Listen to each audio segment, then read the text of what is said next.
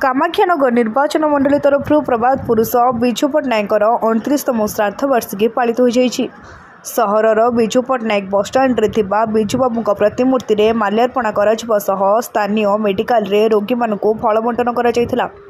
पर कामाख्यानगर एनएससी अध्यक्ष तथा ढेंकानाल जिला युव बिजेडी तरफ धर्मानंद परिणा अध्यक्षतार अनंतपुर ठारे थिबा बिजेडी कार्यालय ठारे एक श्रद्धांजलि सभा आयोजित होइतिला। ଏହି କାର୍ଯ୍ୟକ୍ରମରେ ନିର୍ବାଚନ ମଣ୍ଡଳୀର ବିଭିନ୍ନ ସ୍ଥାନରୁ ଶତାଧିକ ବିଜୁ ପ୍ରେମୀ ଉପସ୍ଥିତ ରହି ପ୍ରଭାତ ପୁରୁଷଙ୍କୁ ଶ୍ରଦ୍ଧାଞ୍ଜଳି ଜ୍ଞାପନ କରିଥିଲେ। ଏହି ଅବସରରେ ବିଜୁବାବୁଙ୍କ ଦେଶପ୍ରେମ ଏବଂ ଓଡ଼ିଶା ବିକାଶର ଅବଦାନ ଶୀର୍ଷକରେ ଏକ ଆଲୋଚନା ଚକ୍ର ଅନୁଷ୍ଠିତ ହୋଇଥିଲା। ବିଜୁବାବୁଙ୍କ ଅତୁଳନୀୟ ଅବଦାନକୁ ସମସ୍ତେ ମନେ ପକାଇବା ସହ ତାଙ୍କର ସ୍ମୃତିଚାରଣା କରିଥିଲେ।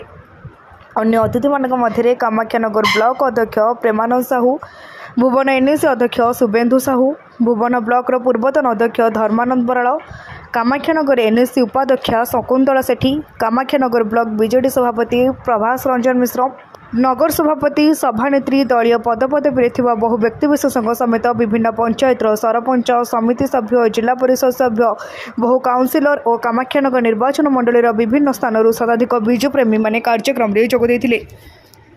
ढेंकानाल कामाख्यानगर प्रकाश कुमार पात्र रिपोर्ट, तीर्थक्षेत्र लाइव।